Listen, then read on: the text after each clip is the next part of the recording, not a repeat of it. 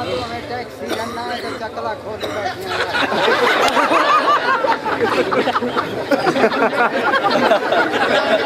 देर जाओ तो औरत मर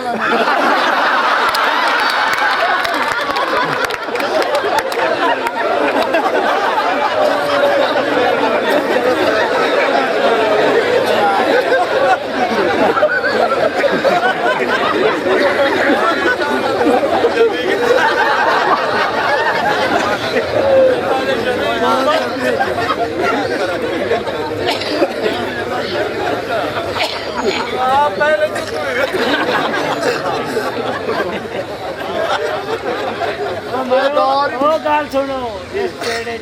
चगलानियां ना मारो इसे सोने दे बाय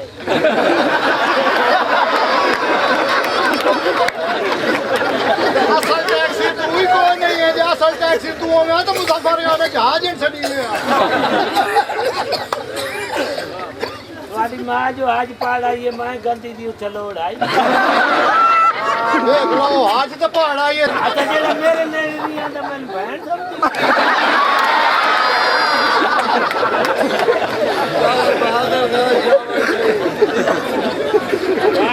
नहीं समझी खड़ा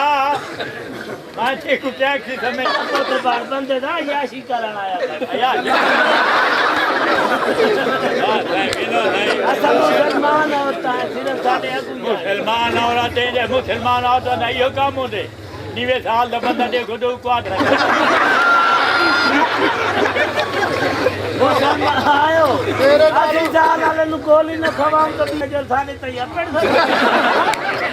निकली टैक्सी ठीक है फिर बातें आती है मेरे निके वाला दा डोल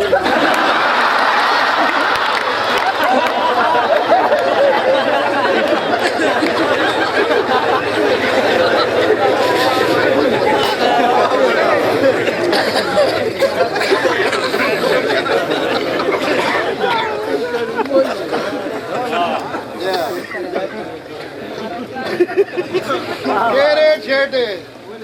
वो जेड़ा घर देंदे वे यार वाले चस देसो तां तो ਤੁਹਾਡੇ ਬੂਹੇ ਤੇ ਲਿਖਿਆ ਹੈ ਇੱਥੇ ਹਰ ਮਜ਼ਹਬ ਦਾ ਬੰਦਾ ਠਹਿਰ ਸਕਦਾ ਹੈ आओ आओ तो कोई दीन पूछ ਦੀਨ ਪੁੱਛੋ ਆ ਤੇ ਤੁਹਾਡਾ ਬੂਹਾ ਨਾ ਹੋਵੇ कोई हुआ काहे ਇਹ ਤੇ ਇਹਦੀਆਂ ਛਿੱਤੀਆਂ ਨਾਥ ਰਾਤ ਦੇ ਵਿੱਚ ਕੋਠੇ ਤੇ ਚੜਦੇ ਆਉਂਦੇ ਨੇ ਇਹ ਕਹਿੰਦਾ ਇਹ ਸ਼ਲਵਾਰ ਭੱਜ ਲਓ कारोबार जो है मार्केट चढ़ी हुई है तूने वारा बंदा ना मिले तो बेड़ वाली ठींगरी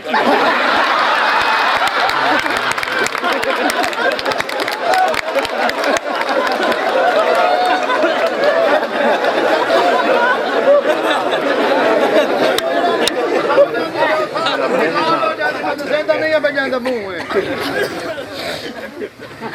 ठींगरी मारी रखी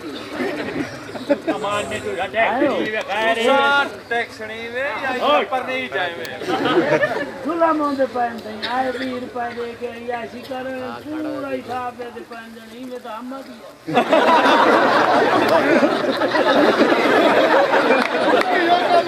हम तो पहले आता रही है ये तो वही जगह है निकले थे हम जहाँ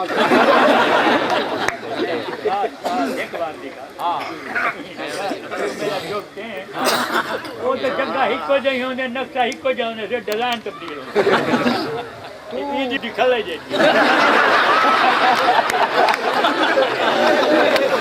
अरे मजोल के कटी नहीं तेरी मां तू बची मैं पूछे क्या कटी है जाने दादी मना मुकाबला करेंगे शुक्र मांग माया याशी तो लाग गई ना तो तेरी मां ते मैं रहना दी छपरी कर